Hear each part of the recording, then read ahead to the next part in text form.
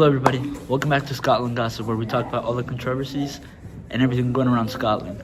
For today's episode, there are some important things that you must know. With the passing of King Duncan and of course our brand new king, King Macbeth, as you might have heard, there's a lot of deaths that have been going around, and they have all been very suspicious around a certain character. But for today, we have two special guests. I'd like to welcome Macduff. Hello, sir. And I'd also like to welcome Malcolm, son of Duncan. Thank you for having me. Yes, sir.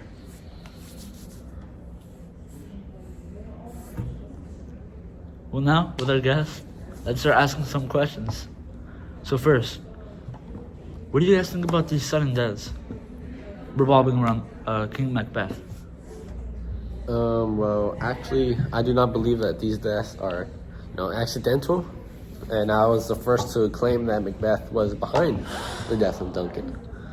And I wholeheartedly believe that these other deaths are not mere accidents. I agree with Macduff. Macbeth has a lot of secrets and desires that need to be revealed and show the true side of King Macbeth. What do you think that everyone has deep desires that are impure? And what is so different from your true desires or your true side than Macbeth's true side? Well, Macbeth is a very well-respected warrior. He was a very high status, with being the Thane of Cawdor and Glamis before becoming king. So why would you believe that such a highly respected man would do all this? Well, first, the difference is that men like Macbeth, men of ambition and greed, will do anything to get power. No matter what the cost, they will achieve what they want. The difference is that he's willing to harm others without a second thought to achieve his goal.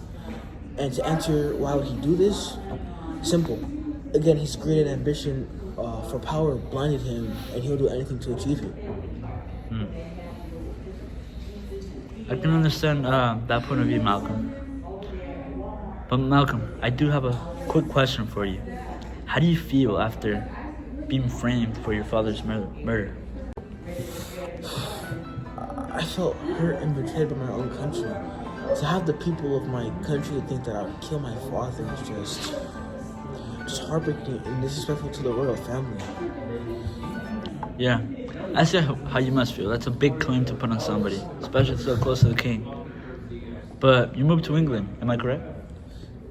Yes, that'd be correct. I fled there after my father was killed in the fear that I could be next. But what did you do during England? And is it okay if I ask? Well, in England, I developed my skills and learned to be a better leader. With the help of the King of England, I raised our army, and I value that my country is led by the right leader, and I'm prepared to overtake Macbeth as the king. I see, so you learn how to act and essentially become a king yourself with the help of the King of England. Precisely. Well, shifting focus now. Macduff, I do have some questions for you. How do you feel about the tragic events revolving around your family? Well, I was filled with rage, anger, and sorrow. I had left my castle unprotected to go to England to get help to fight against Macbeth, and for my loyalty of my country before my devotion to my family, of course, and punishing Macbeth for his crimes. I want to restore peace and free Scotland of that tyrant's wrath.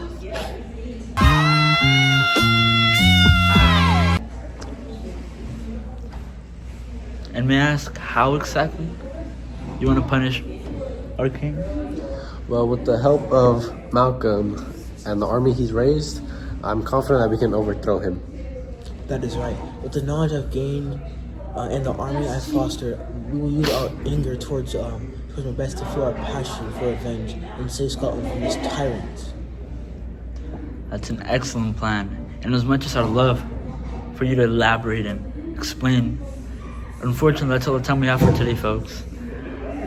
And I know you two are a very busy man, very respected and high man.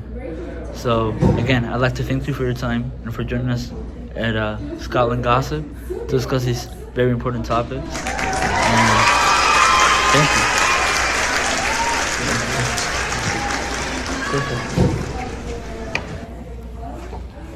Thank you everyone for tuning in. Be here for the next episode of Scotland Gossip. Stay gossiping.